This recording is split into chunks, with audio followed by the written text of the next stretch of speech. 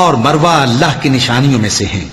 تو جو شخص خانہ کعبہ کا حج یا عمرہ کرے اس پر کچھ گناہ نہیں کہ دونوں کے درمیان چکر لگائے، بلکہ یہ ایک نیک کام ہے، اور جو کوئی نیک کام کرے تو اللہ قدردان ہے، دانا ہے۔ جو لوگ ہمارے حکموں اور ہدایتوں کو جو ہم نے نازل کی ہیں کسی غرض فاسد سے چھپاتے ہیں، باوجود کہ ہم نے ان کو لوگوں کے سمجھانے کے لیے اپنی کتاب میں کھول کھول کر بیان کر دیا ہے، ایسوں پر اللہ اور تمام لعنت کرنے والے لعنت کرتے ہیں۔ ہاں، جو توبہ کرتے ہیں اور اپنی حالت درست کر لیتے ہیں اور احکام الہی کو صاف صاف بیان کر دیتے ہیں تو میں ان کے قصور معاف کر دیتا ہوں، اور میں بڑا معاف کرنے والا بڑا مہربان ہوں۔ جو لوگ کافر ہوئے اور کافر ہی مرے،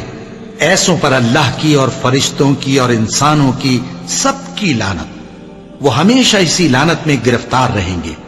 ان سے نہ تو عذاب ہلکا ہی کیا جائے گا اور نہ انہیں کچھ مہلت ملے گی۔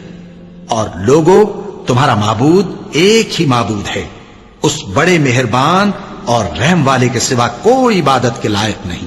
بے شک آسمانوں اور زمین کے پیدا کرنے میں اور رات اور دن کے ایک دوسرے کے پیچھے آنے جانے میں اور کشتیوں اور جہازوں میں جو سمندر میں لوگوں کے فائدے کے لیے رواں ہیں، اور میں جس کو اللہ آسمان سے برساتا اور اس سے زمین کو اس کے مردہ ہو جانے کے بعد زندہ یعنی خشک ہو جانے کے بعد سرسبز کر دیتا ہے، اور زمین پر ہر قسم کے جانور پھیلانے میں اور ہواؤں کے چلانے میں اور بادلوں میں جو آسمان اور زمین کے درمیان گھرے رہتے ہیں، عقل مندوں کے لیے اللہ کی قدرت کی نشانیاں ہیں۔